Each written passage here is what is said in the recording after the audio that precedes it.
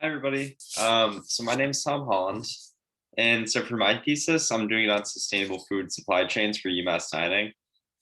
This is a mixed method approach. So what's meant by that is I'm doing a case study and a survey to help aid in my final thesis. So a little bit of a review of what I'm going to go over today. So I'm going to do an introduction, a statement of the problem slash research gap, research questions, literature review, hypothesis, methodology, preliminary findings, and a conclusion. So to begin, UMass dining overview. So UMass provides food for over 20,000 people daily. Now that we're in the pandemic, it's not quite that number. With people, not as many people living on campus, and just not the extent of inflow of people into the dining halls. So usually they have four main dining commons open, but currently it's only three. And they have many retail dining options around campus. So they're award winning, rated number one campus food in America 5 years running, which is a huge, huge award to get. And they bring a variety of food daily as for options for people to eat. So, statement of the problem. The main reason I'm doing this thesis is for environmental impacts. And so, through what actions can UMass Dining increase their sustainability initiatives for the school? The gap with this is there's a lack of background on similar case studies. So, although there are case studies out there, nobody's really done one quite like this. So, that makes it tough in that sense. And this could be costly to go about these initiatives. So although it can be costly, it might actually be worth it to go about the initiatives that I might find for them to do. So research questions and areas of improvement. So once again, the overview here is UMass dining sustainability.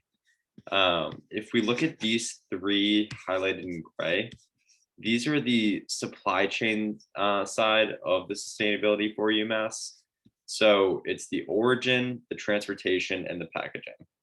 So through these three things is how it gets from origin to UMass. So as far as origin goes, we have to make sure that UMass is utilizing local and organic. And that's really going to help in the lowering the emissions in their carbon footprint. Transportation, we need to make sure that they are going local, they're not transporting from too far away, and the transportation means that they're using is the most efficient. Packaging, we need to make sure that they're not using too much one-time use materials, and they are utilizing containers or stuff like that that they can use multiple times. And internal, what is meant by this is what in-house initiatives can UMass do to increase their sustainability. Once again, not use as much one-use plastics and one-use materials, and offer maybe different types of foods. So the theoretical foundation. So the Eat Lancer report and business analytics for systematically investigating sustainable food supply chains. These are my two, basis for a theoretical foundation that I've really been going off of while forming my thesis. And a lot of the research that I got out of these two things are helping me form my thesis today. So my hypothesis for the case study, it's that UMass can improve in their sustainability initiatives in the following four areas. So number one, origin, number two, transportation, number three, packaging. That's all the supply chain side of things. And then number four, internal. So that's, as I was saying, the materials, make sure it's not all one-time use stuff. Waste, let's make sure that it's going to food shelters if there is food waste, or we're composting the food. And then food options, so try to get away from food options like red meat and allow for more tofu, beyond meat, and those type of options. And then the survey, my hypothesis here is that students, faculty, and staff will place a high importance on UMass dining sustainable efforts. So methodology, once again, it's looking into these four main areas: origin, transportation, packaging, and internal. And this is a fluid case study. So what is meant by that is I'm working with the head of sustainability, and every meeting we have, we sometimes go in a little different direction, but it's ultimately helping us form what's going to be useful for UMass dining once I finish my thesis. What is stuff that they can ultimately use and get out of my research for them to really help their sustainability. So it is constantly changing, but that's not necessarily a bad thing. It's ultimately for their benefit and for them to increase their sustainability. So my preliminary findings. So right here is just a screenshot of the Excel sheet that I've been working on. And this one's specifically geared towards transportation. And it's looking into just the main, food groups that UMass is offering. So for example, if we look into the beef one real quick, they offer two different types. They offer the Australian beef burger and they offer the Walden beef burger. As you can tell, one is from really far away, Australia, and the other one is from local, Billerica, Mass. And the amount that they get seems to favor more the Australian beef burger than the Walden beef burger. If we look at the costs, it makes sense that they would do this, as it is significantly cheaper to do the Australian beef burger. However, if we keep looking, I calculate the distance it would take to get to UMass from both Billerica, Mass and Australia, and the transportation means that it would take, and the emissions just for the Australian beef burger is substantially higher than the Walden beef burger.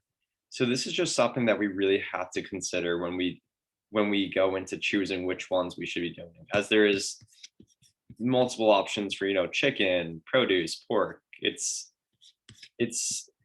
a crazy difference from 72.14 pounds of CO2 emitted versus 534,920 for the Australian beef burger.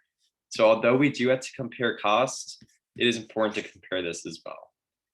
And so I have these three things I'm looking into. So this one's, based off travel, it's the transportation.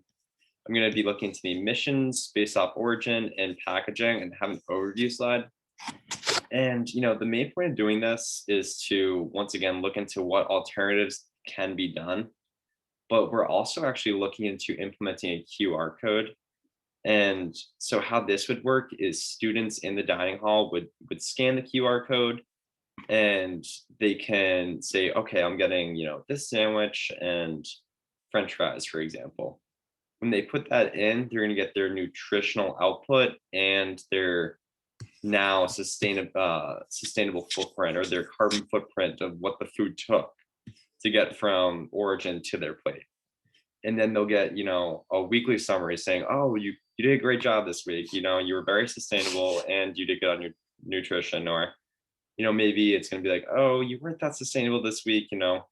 Let's try taking out some red meat from your diet. And why don't we try doing, some more local options from the dining hall? And I think that will really help people's awareness and their initiatives as a whole. So preliminary findings for the survey. It's really that just people put a very high emphasis on greenhouse gas emissions and how it should be a top priority. If we look at the mean for both of them, they're very close to the maximum, with 4.5 out of a max of 5 and 4.12 out of a max of 5. And then how important is sustainability for UMass dining? Extremely important, and very important are the dominant ones here, and not one person said not at all important. So conclusion, the main reason I'm doing this is because it is such an environmental issue right now. And, the main purpose is to keep a clean and healthy earth and by doing anything that we can is really going to help in that. And then UMass dining. So, if we can implement these ideas like the QR code or, a reusable bag for to go and reusable containers for to go, they're going to help in the little aspects of the environment. And, they can boast and brag not only about the number one tasting food, but the number one sustainable dining hall as well. And, universities will follow suit. So they're going to be a role model for other schools. And it's really going to look good for them in the long run. And it's going to help our environment in the long run, which is the main purpose here. So I just want to thank you guys. So that's, my thesis. And I've had such a great time doing it. And just wanted to thank you guys for listening today. Thank you.